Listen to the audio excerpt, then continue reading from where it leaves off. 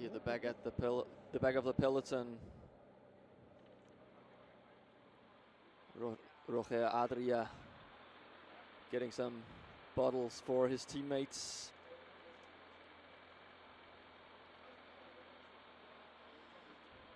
They have Sergio Higuita here as one of their GC captains.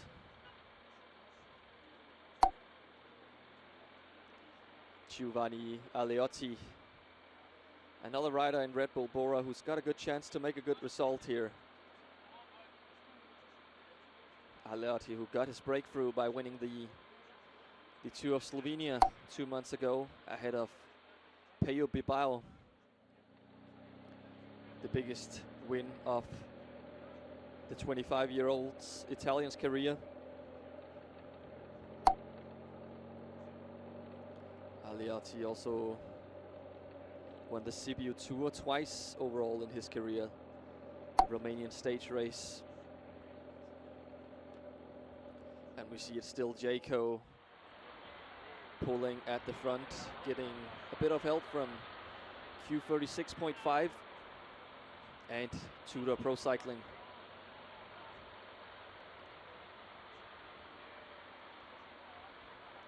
James Shaw speaking to his sports director here, getting an extra bottle of water.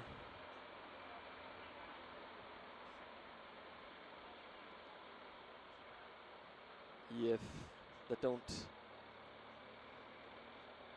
didn't bring a pure sprinter here, at least. They got a fast rider in Owen Duell, but he's not a pure sprinter, although he did race a bunch sprint in the Critérium du Dauphiné earlier this year, where he got a 5th place on a stage.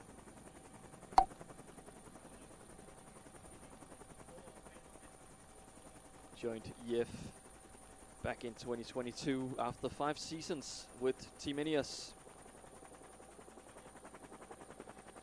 Also a gold medalist at the Olympics 2016 in Rio de Janeiro, where he won the team pursuit together with Ed Clancy, Stephen Berg and Sir Bradley Wiggins.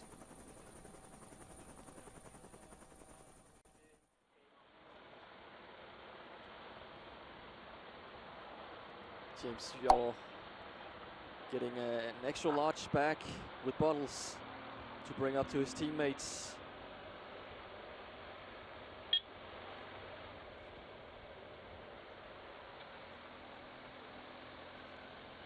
James Shaw, also a good climber, was 2nd overall at the Coppi Bartali last year and got general classification top 5s in both Tour of Norway, Tour of Slovenia and Tour de Yorkshire.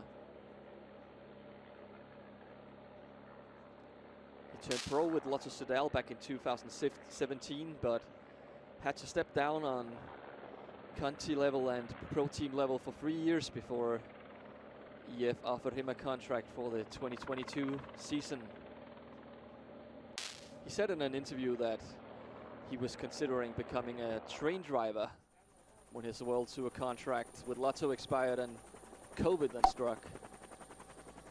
But he fought his way back to the top level, which is quite an achievement. Not something you see that often these days.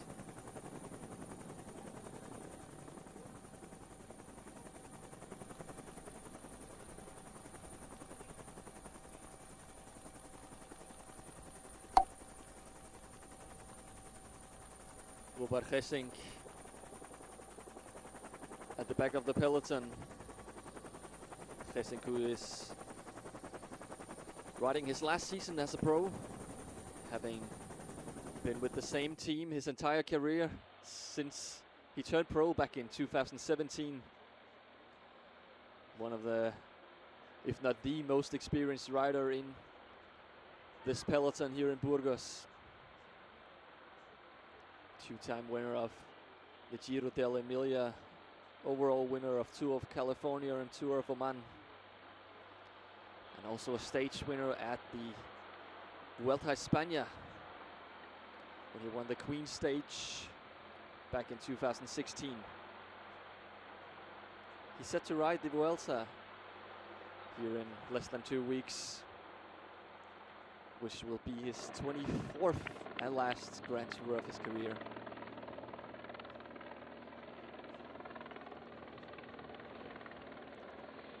Gesink now 38 years old, and the Dutchman started as a rider with GC ambitions, but later he's become an important domestique in the mountains and has been so for many, many years now.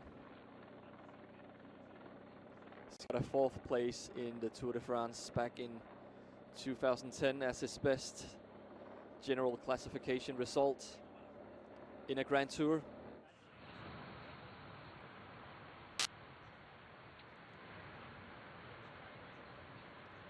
Here we're back with the breakaway.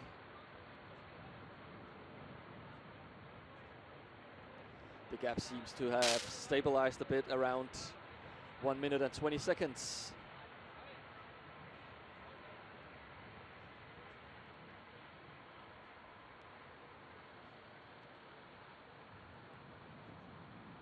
Here as Diego Pablo Sevilla was just speaking to his sports director.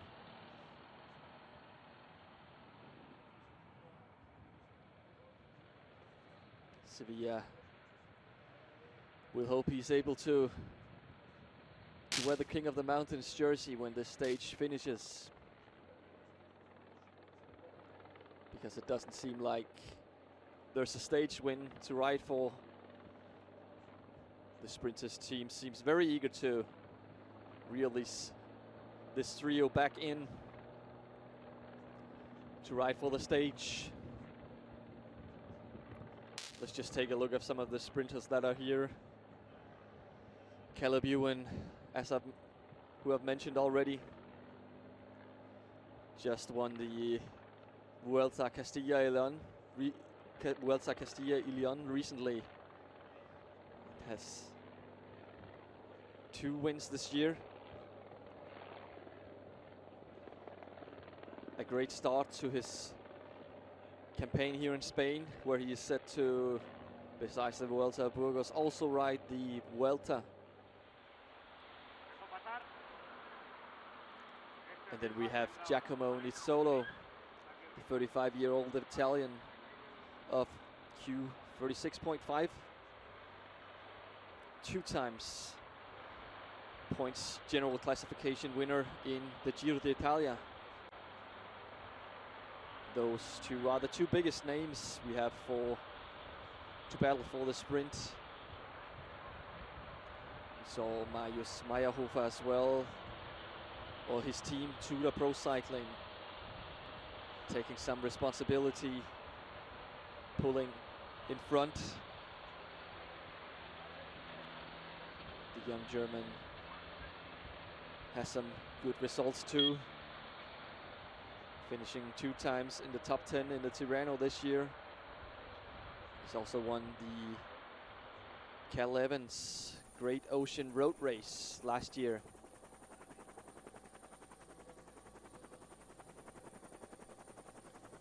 Meyerhofer just 23 years old. Then we have another veteran Jon Aberasturi of Euskaltel Euskadi. He's just spent 2 seasons at Trek, Little Trek. He's got a great result this season from Tour of Hungary in a sprint where he was 3rd, only beaten by Mark Cavendish and Dylan Groenewegen, who both won a stage in this year's Tour de France. He's definitely a fast rider on his best days. The rider of the Basque Country, Aberasturi.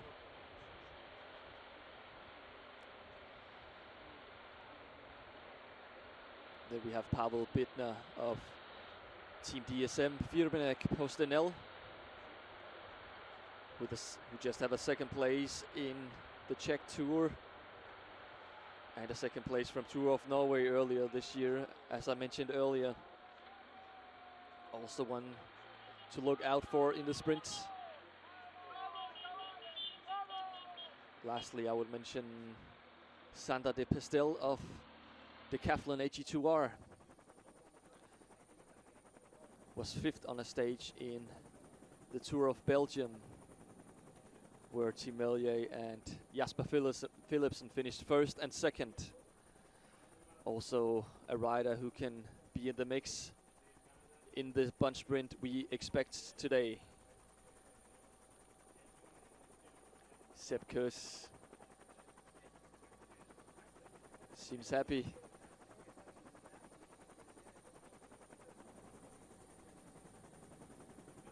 The Coloradian, the rider of Colorado.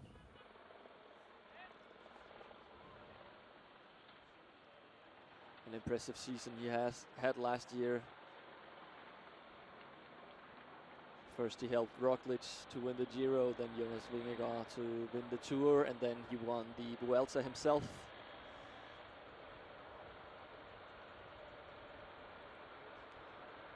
Also the rider with number 1 pinned on his back.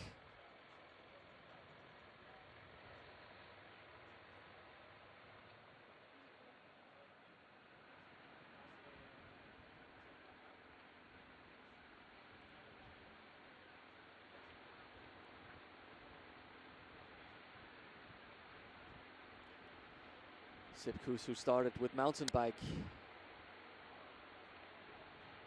and actually participated in the 2014 World Championships in Lillehammer in Norway, where he finished 36 in the under-23 cross-country race. And the year after, he also raced the World Championships, coming in as number 48.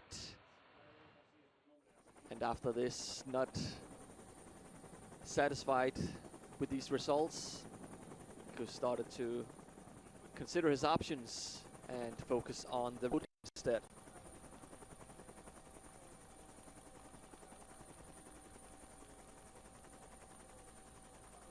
But it wasn't really before he started studying at the University of Colorado in 2018 that he began to ride more on the road. He was studying English literature and eventually majored in advertising.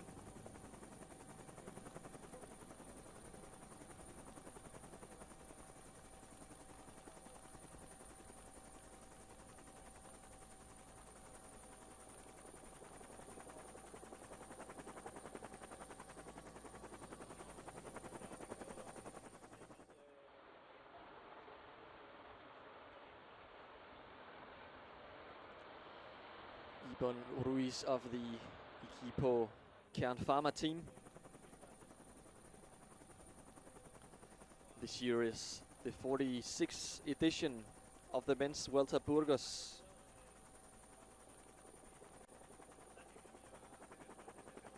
Since 2020, the race has been part of the UCI Pro Series. The year before, 2019, that's when the first professional women's Vuelta Burgos was raced. And it was raced again this year with Demi Vollering as the winner. She claimed the overall for the 2nd consecutive time.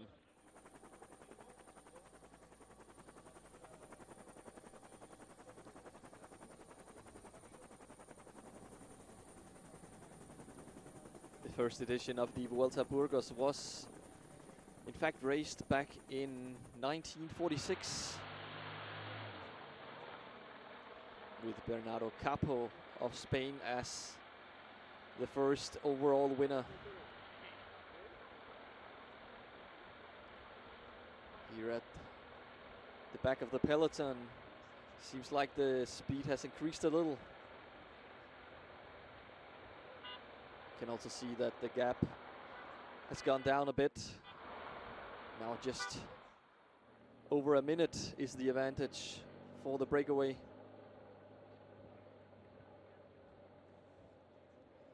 They will be hoping to survive until the final categorized climb of the day, the Alto del Aguillon, that they would reach 18 kilometers from the finish.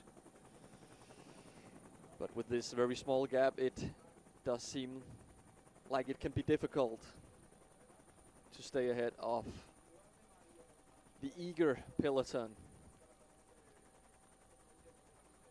that wants to see a bunch sprint finish today.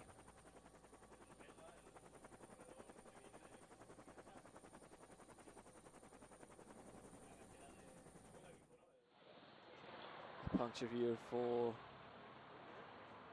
the rider of Movistar. Or was he changing his helmet?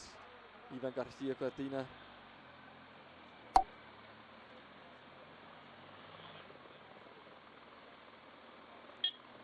Maybe he wanted them more. Let's see what happens here. Yes, he did. Maybe it's a sign of him wanting to participate in the sprint today. Changing to a more aerodynamic helmet. That could be the reason, although I couldn't really see the helmet he was wearing before. Cortina also a rider who can be up there in the sprint with the top sprinters on his best days.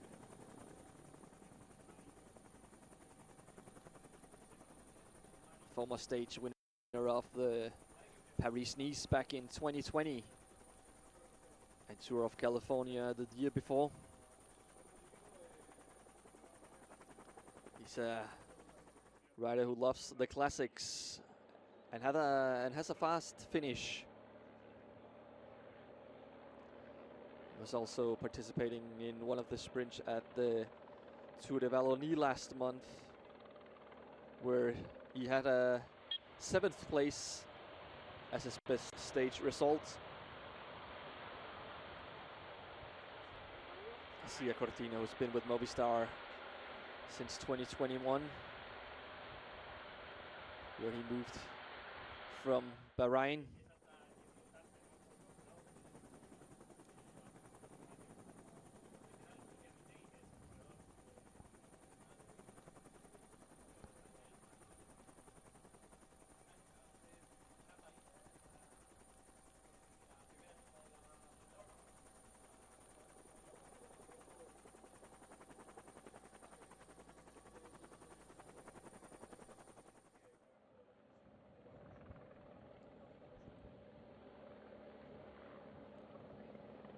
Q36.5. A rider from Q36.5 leading the peloton now.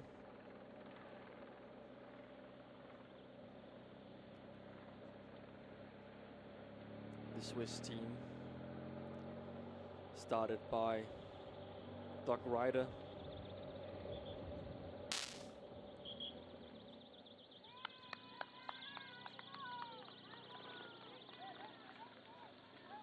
The Australian who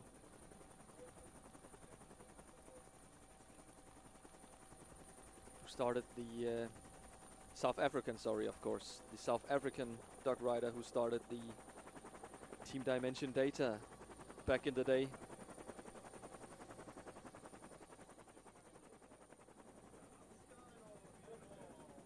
We have a litter zone, it seems, with the Finnish road race champion, national champion at the back of the peloton. Jaakko Henninen.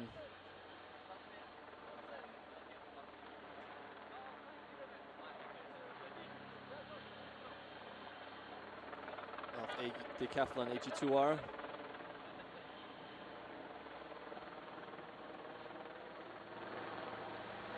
Henninen, who shocked everyone when he claimed a bronze medal at the Under-23 World Championships in Innsbruck back in 2018. a race that was won by Mark Hirschi.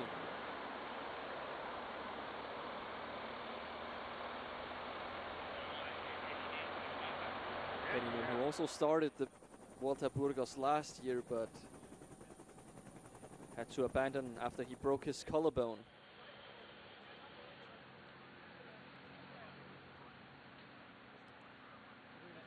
Cycling not really being one of the big sports in Finland. But Henning got introduced to the sport by his father and brother when he was about 8 years old. They were both amateur cyclists. Then he started riding mountain bike and cyclocross before he switched to the road. He's been pro since 2020 with Tour. Here's Omar Fraile, the Basque veteran on the Ineos team, together with Robert Hessing, one of the most experienced riders we have here in the race.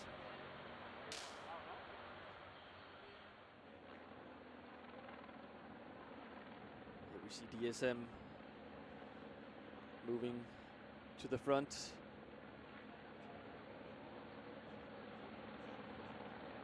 Pavel Bittner is there. Sprinter that they will hope can be able to take the stage today.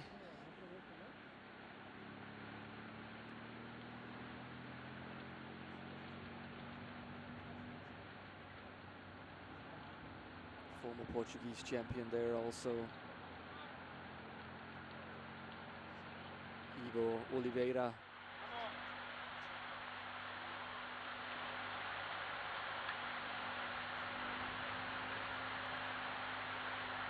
Here's Nairo Quintana, Nairo man.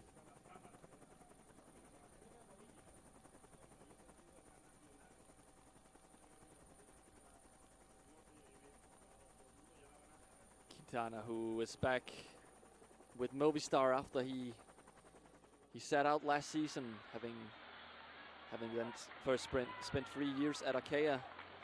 He served a doping ban after a test. Found some traces of tramadol, a painkiller banned by medical regulations.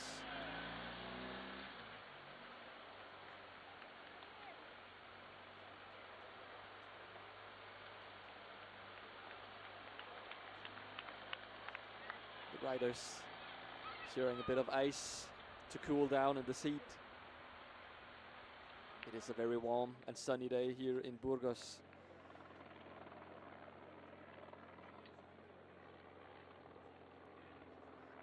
And speaking of Quintana, he has just extended his contract for another year with Movistar.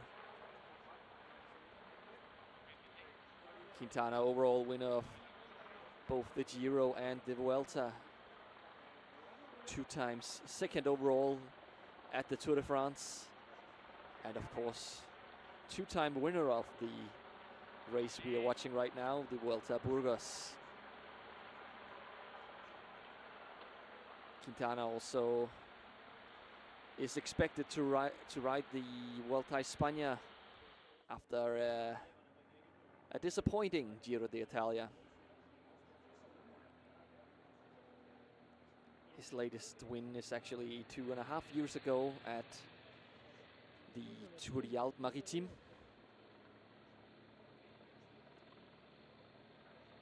He'll be hoping to find some form here, Quintana, after he broke his hand in the Tour de Suisse back in June, and he hasn't raced since. This is his first year back.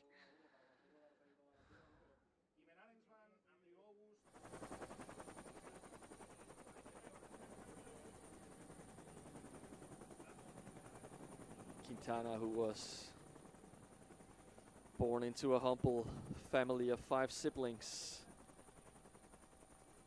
in Tunja, Colombia, at almost 3,000 meters above sea level. He was helping out in the family business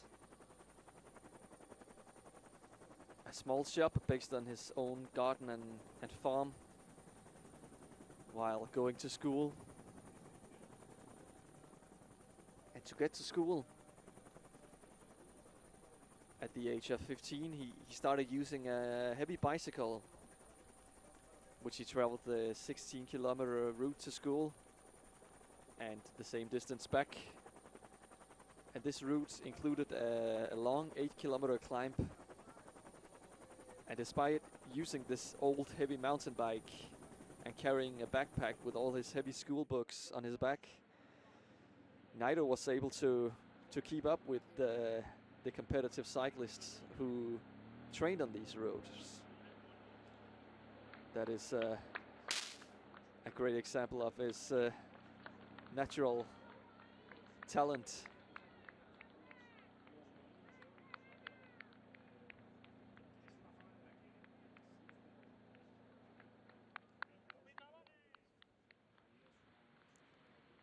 The breakaway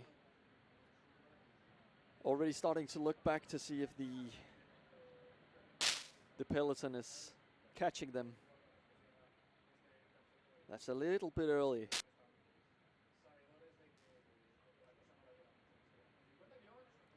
They will be hoping to hang on in there for a little longer.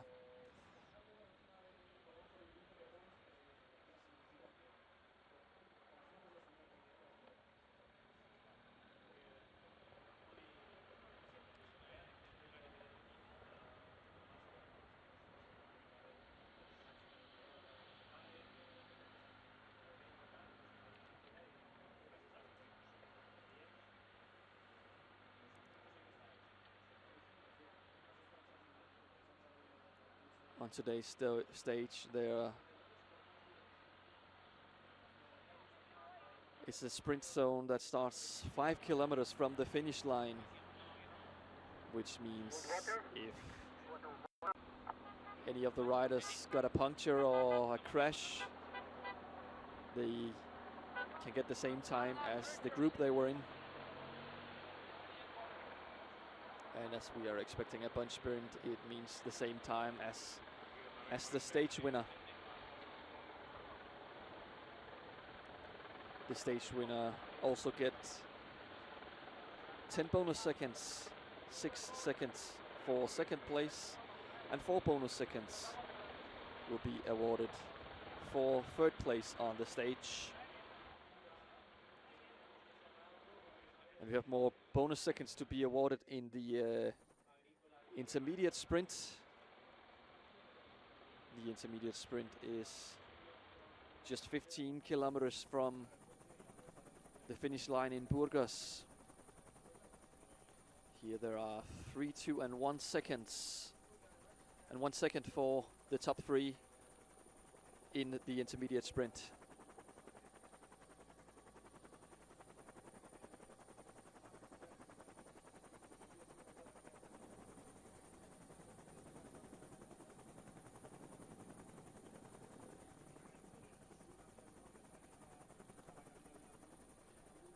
We have seen a lot of riders speaking with the sports directors back in the cars.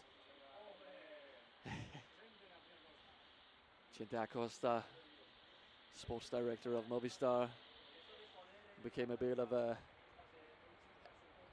celebrity himself when the Movistar documentary was released on Netflix. A true character in the cycling world for sure.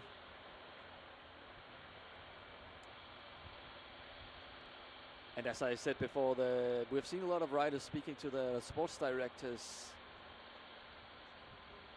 Well, there might actually be a good reason for that, as the UCI steering committee have selected to test an in-race communication, to apply an in-race communication restriction, meaning riders on the stage today are not authorized to use earpieces. On stage 5, 2 riders per team are authorized to use earpieces. But on the rest of the stages, it's, as always, that all riders can use an earpiece. He's the Austrian road race champion, Hayek of Bora. Of Red Bull Bora, of course, Alexander Hayek, just 21 years old. A big surprise that he won the national championships this year.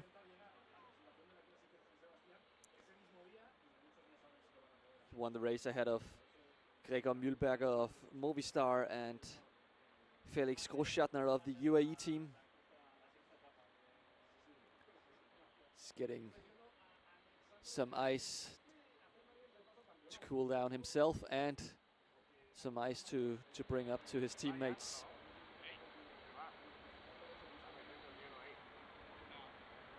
It is indeed a very, very, very hot day today.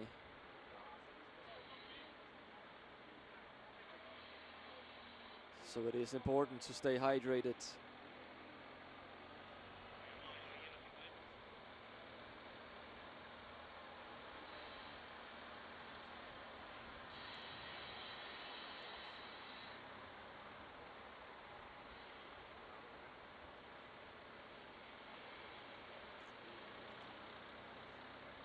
And looking at the final kilometers today,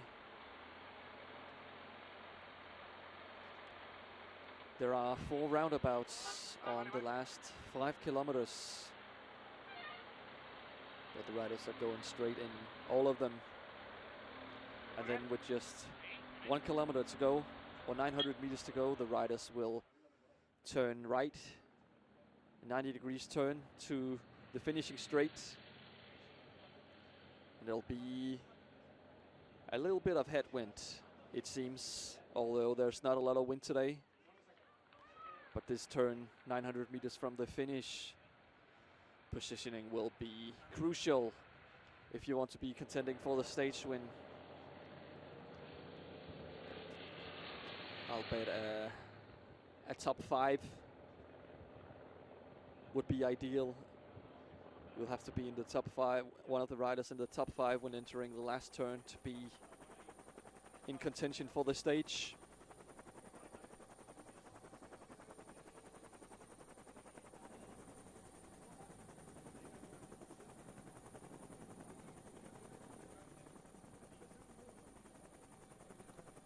Bora at the front, although they don't really have any sprinter to contend for the stage. It's just to stay out of trouble and protect their leader, Sergio Higuita.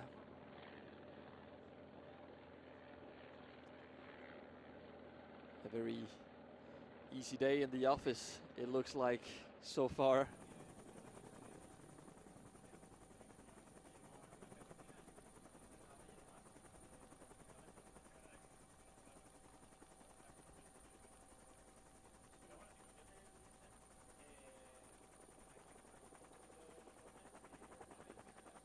You can see they're not interested in catching the breakaway too early, so now he slowed down a bit to let the breakaway's gap grow again. Maybe they do have a chance to race for the points on the final King of the Mountains. 3rd category climb today. 18 kilometers from the finish.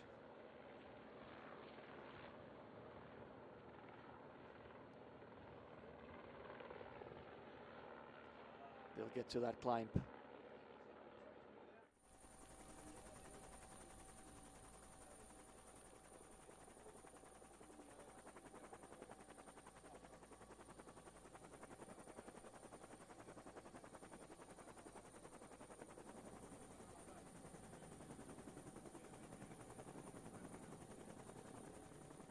Burgos, where we are finishing today. is the capital and most populated municipality of the province of Burgos, with 180,000 inhabitants.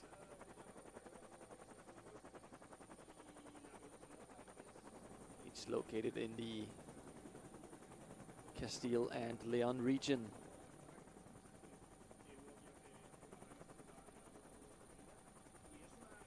Where it is the second largest city after Valladolid.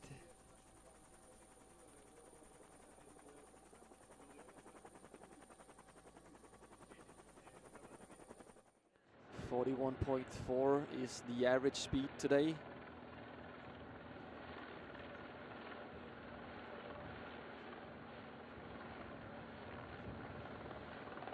It means we can expect, if they keep this average speed around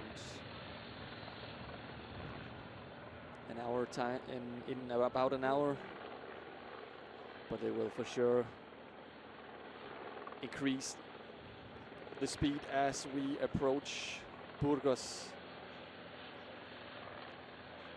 Maybe some teams will be interested in trying to drop some of their sprinters on the Alto del Aguilón, the last categorized climb today. It's 2.4 kilometers long with an average gradient of 4.3%.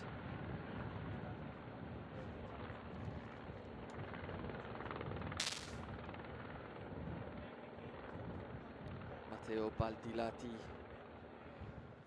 of Q36.5.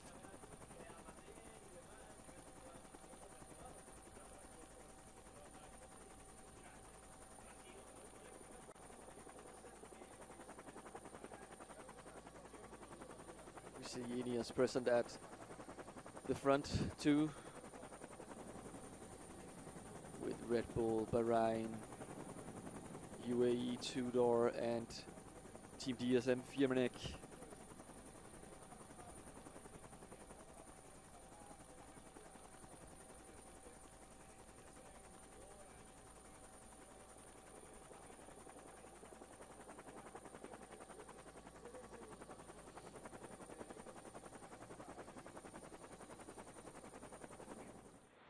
Last year we saw Juan Sebastian Molano, the Colombian rider of Team UAE, taking the first stage in Burgos, the first bunch sprint.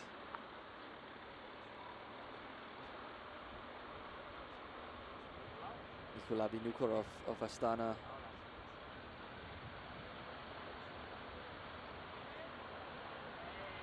getting back to the peloton. Son of Alexander Vinokurov.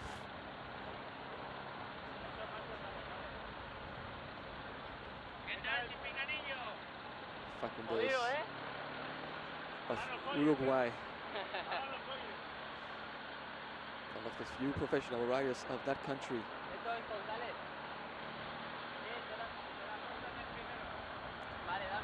A team that has a good mix of nationalities.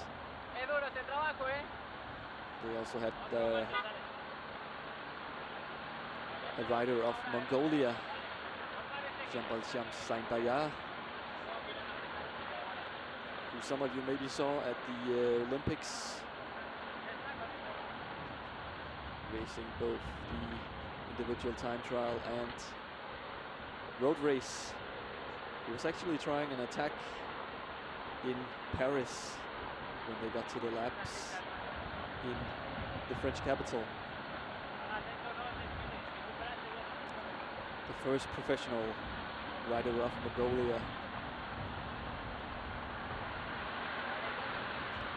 who's not present here.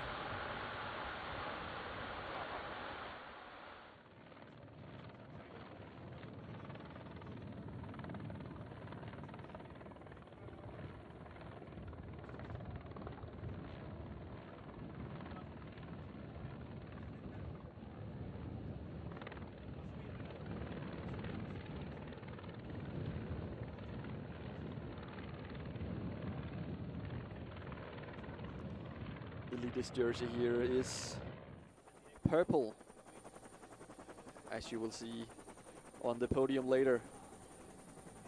And if you're wondering why,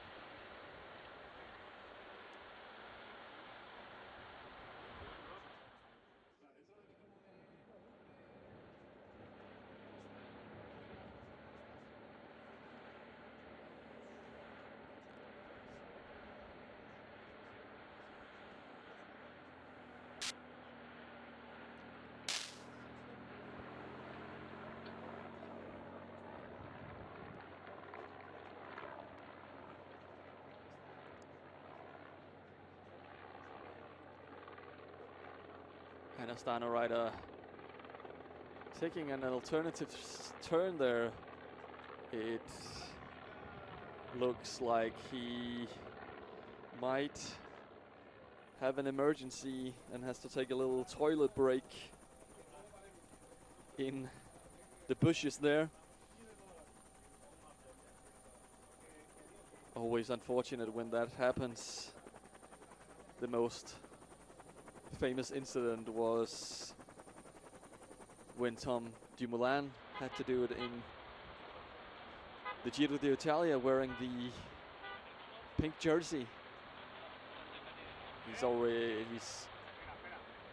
almost named it. It's almost named after him now, that if you have to go to do the number 2 during a stage, you call it to do at Tom Dumoulin. That is something to have named after you. Here's Ruben Guerreiro of Movistar, getting a bunch of bottles to give to his teammates.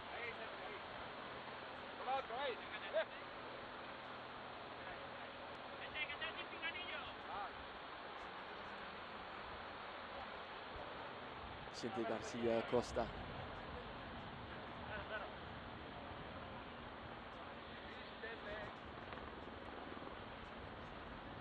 Ruben Guerreiro, who's riding his second year with the team Movistar. Let's see if he can barely close his jersey with all the bottles he's got underneath.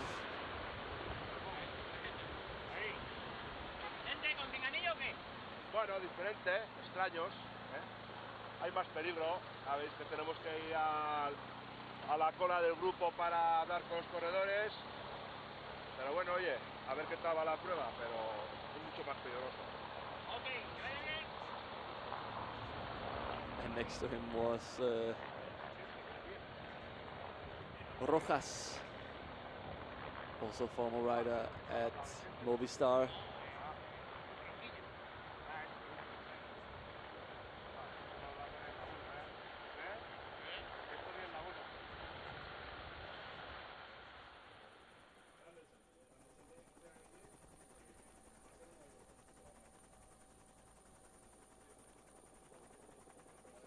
Michael Leonard of Ineos,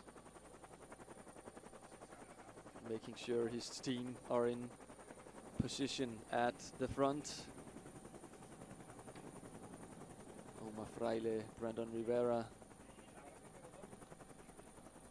Tiemen Arensman is their leader race.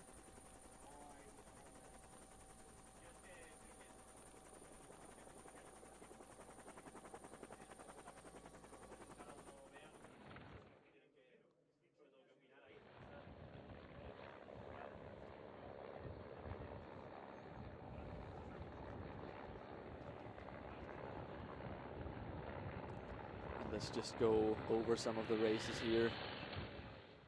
Or let's go over the stages here. We start today with what most likely will be a sprint finish, a bunch sprint. And tomorrow we'll have a semi-mountain stage that features 6 categorized climbs. And the first summit finish. Stage 3 is the Queen stage, where we will end in Lagunas de Nela, an iconic finish here in Vuelta Burgos, the hardest climb mountain that features in this year's race. And on stage 4 we have an individual time trial, 18.5 kilometers long, completely flat. And on stage 5 we will finish with another sprint stage where not a single categorized climb is featuring.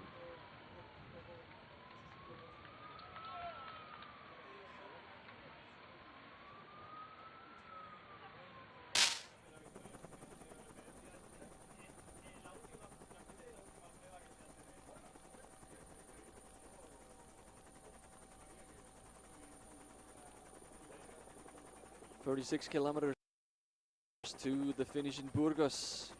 The breakaway increased their gap a little bit, now to 1 minute and 41 seconds.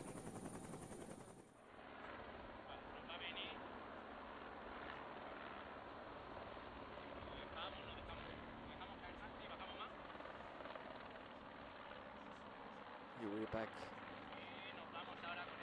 in the cars.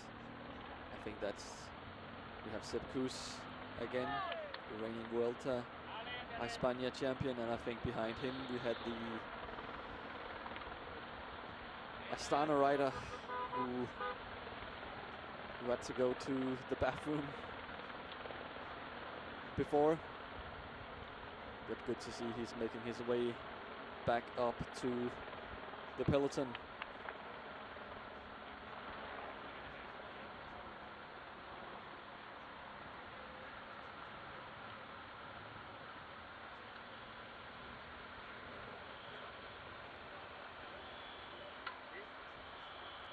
It was Nikola Vinokurov, the rider of Astana, who had to take the little toilet break